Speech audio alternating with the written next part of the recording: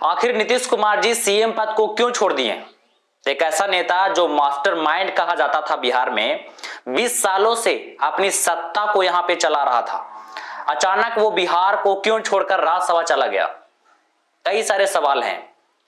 वो परिवारवाद के खिलाफ थे, लेकिन उनका बेटा राजनीतिक में उतर गया। क्यों? लालू जी क्या तो बहुत बुराई करते थे, आज अपने बेटे को राजनीतिक में क्यों लेकर आ गए? लोग उन पर ट्रस्ट किए कि ये बिहार को संभालेंगे। लोगों का ये पूरा ट्रस्ट था कि बीजेपी के हाथों में बिहार नहीं जाएगी, लेकिन ऐसा ही कुछ देखने को मिल रहा है। अब ये पूरी तरह स्पष्ट नहीं है कि कौन बनेगा बिहार का नेक्स्ट सीएम, लेकिन बहुत संभावना ये जताई जा रही है कि बीजेपी इस कमान को संभालेगी। 3 कारण हो सकते हैं जिसके वजह से नीतीश कुमार जी बिहार की राजनीति से बाहर निकल गए होंगे। जिसमें पहला कारण हो सकता है कि वो रिस्पेक्टफुल तरीके से किंग मेकर बनकर बिहार की राजनीति से बाहर निकलना चाहते होंगे। दूसरा कारण हो सकता है कि गठबंधन के बीच में जो बात हुई थी उसे पूरा करने के लिए ये सब कर रहे होंगे।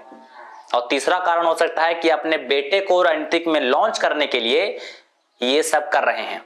उनका एज भी ज्यादा हो गया है, लोग मेंटल हेल्थ पे सवाल उठा रहे हैं, तो ऐसे में लाजमी है कि एक अच्छा व्यक्ति और समझदार व्यक्ति ऐसे ही करेगा कि उसकी रिस्पेक्ट खराब होने से पहले वहां से निकल जाए।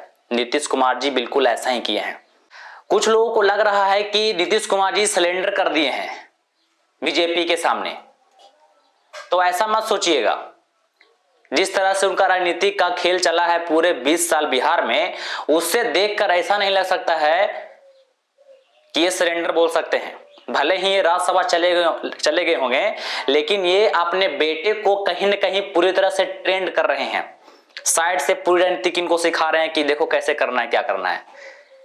हालांकि नीतीश कुमार जी बीजेपी को पसंद करते हैं नहीं करते हैं ये तो स्पष्ट वो ही जानते हैं, लेकिन जिस तरह से वो भाषण देते हैं उससे तो स्पष्ट यही होता है कि वो बीजेपी को पसंद नहीं करते हैं। लेकिन हो सकता है कि अपनी सीट बचाने के लिए वो उससे हाथ मिलाया होगा, ये भी हो सकता है, क्योंकि नीतीश कुमार जी ऐसे व्यक्ति हैं जो सीट को बचाने के लिए वो कुछ भी कर सकते हैं। वो किधर से किधर पलट जाएंगे वो कोई नहीं जानता है, इसीलिए तो उन्हें बिहार में पलटू चाचा लोग कहते हैं। अब यहां पे अगर बीजेपी को लगता है कि नीतीश कुमार जी सिलेंडर कर दिए हैं, तो ये उनका ही शायद भूल हो सकती है। वो कब क्या कर दे ये अभी किसी को भी नहीं पता है। इतना बड़ा जो फैसला लिया गया है, उस फैसले के पीछे कहीं ना कहीं एक बहुत बड़ा एजेंडा उनका बेटा निशांत कुमार जी हैं। उनके बेटे निशांत कुमार जी राजनीति से कोसों दूर रहे हैं, दूर दूर तक वो कभी दिखते नहीं थे। लेकिन जैसे ही इधर चुनाव जब हुआ, चुनाव के कुछ समय पहले उनका बेटा निशांत कुमार जी मीडिया के सामने बार बार आकर के बयान दे रहे थे। तब लोगों का आभास हुआ कि हाँ, इनके बेटे अब राजनीतिक में आ सकते हैं, लेकिन सिलेंडर नहीं किए हैं। राजनीतिक से अगर बाहर निकले हैं तो कहीं ना कहीं अपने बेटे को अब पूरी तरह से लाना चाहते हैं। शायद वो ये भी कहना चाहते हैं कि मैं जब तक सीएम पद पे रहा मैंने अपने परिवार को किसी को नहीं लेकर आया। और सच भी है, वो इस्तीफा जिस तारीख को दिए 5 तारीख को और 8 तारीख को उनका बेटा निशांत कुमार जेडीयू को ज्वाइन कर लेते हैं। तो ये समझिए नीतीश कुमार जी का जो एजेंडा है अपने बेटे को कहीं ना कहीं प्रमोट करना है, प्रमोट करके वो आगे लाना चाहते हैं। और बीजेपी को अच्छी तरह जानते हैं कि बीजेपी अभी देश में किस तरह से शासन कर रही है। अब वो जो व्यक्ति 20 सालों से, जब बिहार बहुत गहरा था, जहां पे कुछ नहीं था, जहां पे ना नियम थे, ना कानून था, ना कायदा था, उसको ये बनाने में अपनी पूरी जीवन लगा दिए, तो आपको कैसे यकीन हो सकता है कि ये बीजेपी को पूरा बिहार सौंप देंगे? अगर इनका अभी भी माइंड सही है तो ऐसा ये नहीं कर सकते हैं। अपने बेटे को राजनीति में अगर ला रहे हैं और वो पूरी तरह से एजुकेटेड हैं, इंजीनियर हैं, तो कहीं ना कहीं कुछ उनके दिमाग में, उनके बेटे के दिमाग में कुछ अलग प्लानिंग चल रहा होगा। भले ही अभी आपको हंसते, हाथ मिलाते, गले मिलते हुए दिखते होंगे, लेकिन उसके पीछे का जो एजेंडा है वो कुछ और हो सकती है। लेकिन कई सारे लोगों का ये भी सवाल उठ रहा है कि निशांत कुमार जी जब पब्लिक में आते हैं तो उनके बॉडी लैंग्वेज कुछ अजीब तरीके से दिखते हैं। ऐसा लगता है जैसे ही उनके अंदर कोई कॉन्फिडेंस नहीं है, वो बिहार को नहीं चला पाएंगे। ये भी कहीं ना कहीं सही है, मैंने वीडियो में ऑब्जर्व भी ये चीज किया है। लेकिन आपको ये भी जानना होगा कि निशांत कुमार जी बहुत लंबे समय तक पर्दे के पीछे रहे हैं, वो सब कुछ देखते रहे हैं, सुनते रहे हैं क्या होता है कैसे होता है। अगर कोई व्यक्ति अचानक मीडिया के सामने आता है तो जाहिर सी बात है कि वो लड़खड़ा जाएगा, उसे पता ही नहीं चलेगा कि कैसे बिहेव करना है।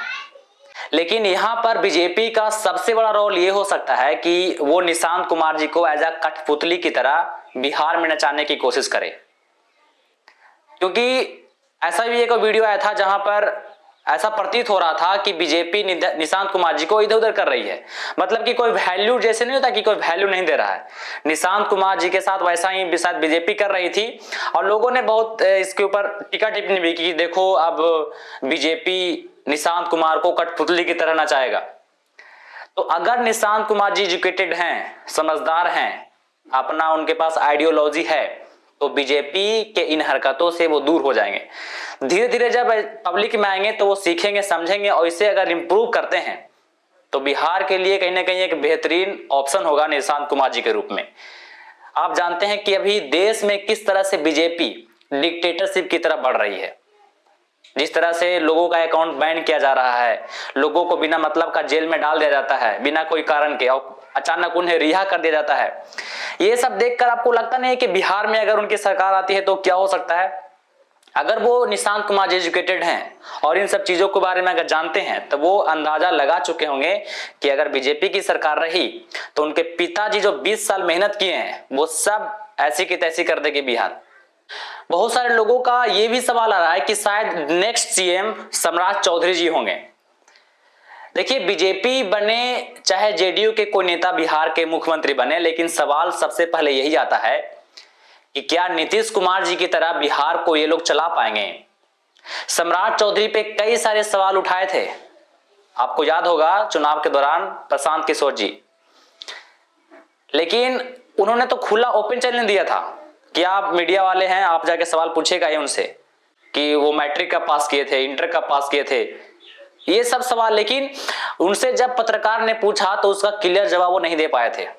अगर ऐसा मामला है उनके ऊपर, अगर मर्डर, रेप जैसे कई सारे आरोप जो प्रशांत किशोर जी बता रहे थे, अगर वो सही है तो मामला कहीं ना कहीं बहुत दिक्कत हो सकती है। अगर कोई रेपिस्ट या मर्डर करने वाला बिहार का मुख्यमंत्री बनता है तो ये अच्छी बात नहीं है।